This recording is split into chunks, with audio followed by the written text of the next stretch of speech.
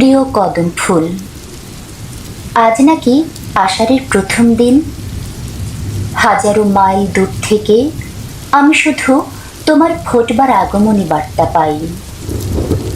ঘন ঘোর বর্ষায় কোনো এক প্রেমিক পুরুষ একগুচ্ছ তোমাকে হাতে নিয়ে ভিজতে ভিজতে তার প্রেমিকার দুয়ারে যায়। আহা, ভাবতেই মনটা পুরাতন কোন আবেগে হারিয়ে গেল। বাংলার ললনারা কি আজও অপেক্ষায় থাকে প্রিয়তমের হাত থেকে ভালোবাসায় জড়ানো তোমাকে পেতে?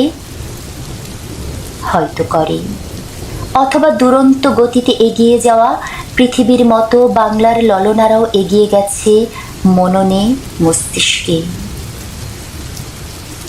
জানো কদম ফুল, আমি যেখানে বসত গড়েছি সেখানে কোনো আষাঢ় মাস নেই, সেখানে কেউ কখনো কদম ফুল দেখেনি।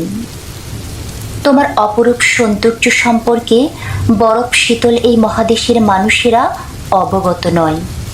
হ্যাঁ, এখানেও বৃষ্টি পড়ে, কিন্তু সেই বৃষ্টি আমার দেশের বৃষ্টির মতো প্রেমাবেগ জাগায় না মনে।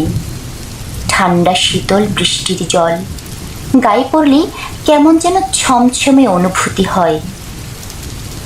এখানকার সবুজ অরণ্য মুগ্ধ করে, কিন্তু কিসের জন্য অভাব রয়েই যায় অনুভূতিতে।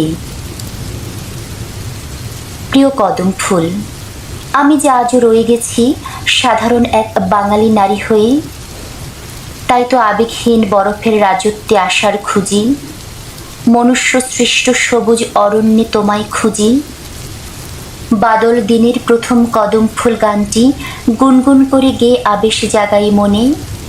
এই বুঝি এলো সে, এই বুঝি এলো সে মৃদু পায়ে ভিজতে ভিজতে।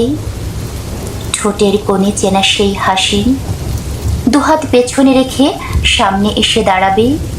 আমি অবাক পুলকিত নয়নে তাকাতেই হাত দুটি সামনে বাড়িয়ে ধরবে আমার পানে। একগুচ্ছ কদম ফুল আমায় জানায় যেন ভালোবাসার স্বর্গীয় বার্তা। আবারও হাত বাড়িয়ে ডেকে চুপি চুপি বলবে, চলো প্রিয়া, আজ তোমায় বৃষ্টিতে ভেজাই। আষাঢ়ের বারিশ ধারায় জন্ম হোক নবপ্রেমের, নব স্বপ্নের। আহা কদম ফুল, সবই যেন শুধু কল্পলোকের কল্পনা। তুমি আছো, তুমি আছো শুধু আমার অনুভূতিতে, আছো আমার অস্পর্শের স্পর্শে। ইতি কোনো এক দূর পরবাসিনী।